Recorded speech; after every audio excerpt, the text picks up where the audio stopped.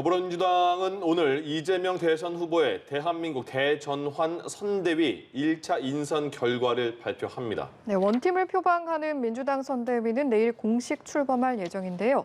국회 취재기자 연결합니다. 정주희 기자. 네, 민주당은 오늘 오후 2시 간담회를 열고 메머드급 드림팀 선대위의 1차 인선을 발표합니다. 이낙연 전 대표를 비롯해 경선 경쟁자들이 모두 상임고문과 공동선대위원장으로 합류해 용광로 선대위를 표방하고 있는데요. 이낙연 캠프에서 이재명 후보를 향해 날을 세웠던 서른 홍영표 의원도 공동선대위원장으로 이름을 올릴 것으로 예상됩니다. 선대위는 내일 공식 출범식을 갖고 본격적인 대선 체제에 돌입하는데요. 송영길 대표는 당 선대위가 삼위일체가 돼 중단 없는 대한민국의 발전을 뒷받침하겠다고 강조했습니다. 이재명 후보는 오늘 민생 정책 행보를 이어갑니다. 오전에는 국회에서 박병석 의장을 만나고 오후에는 광복회와 대한노인회를 잇따라 찾아 노년층 표심을 공략할 계획입니다.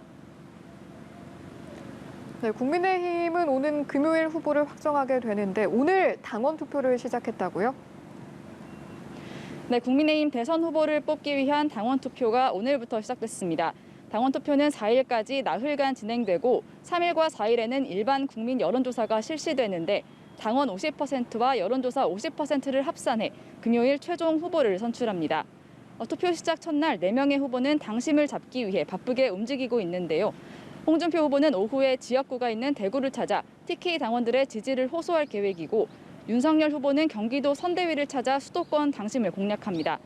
막판 뒤집기를 노리는 유승민 후보는 오전 일찍 국회의원회관을 돌며 투표권을 가진 보좌진들에게 한 표를 호소했고 원희룡 후보는 방송 출연으로 공중전에 나섭니다. 이준석 대표는 당원들의 적극적인 투표를 당부했는데요. 직접 들어보시겠습니다. 지금까지의 당내 선거에 대한 일반적인 예측은 모두 동작하지 않을 것임을 의미합니다. 여러분의 참여가 우리의 대선 후보를 결정합니다.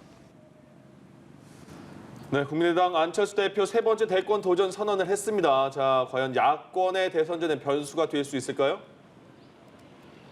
네, 국민의당 안철수 대표가 내년 3월 대통령 선거에 출마한다고 공식 선언했습니다. 안 대표의 대권 도전은 2012년과 2017년 대선에 이어 이번이 세 번째로 세 번 모두 거대 양당 사이 제3지대에 깃발을 꽂았습니다. 안 대표는 출마 선언문에서 기득권 양당들이 구적폐를 몰아내고 신적폐가 들어서는 적폐 교대만 반복하고 있다고 비판하면서 어울리지 않았던 여의도 정치의 옷을 벗고 안철수답게 정치를 하겠다고 강조했습니다.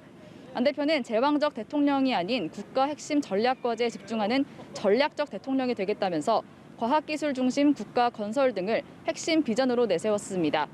안 대표의 출마로 내년 대선은 사자 혹은 창당 준비 중인 김동연 전 경제부총리까지 오자 구도로 출발하게 됐는데요. 오는 금요일 국민의힘 후보가 확정되고 나면 야권 분열을 막기 위한 단일화 논의도 본격화할 것으로 보입니다. 지금까지 국회에서 연합뉴스TV 정주희입니다.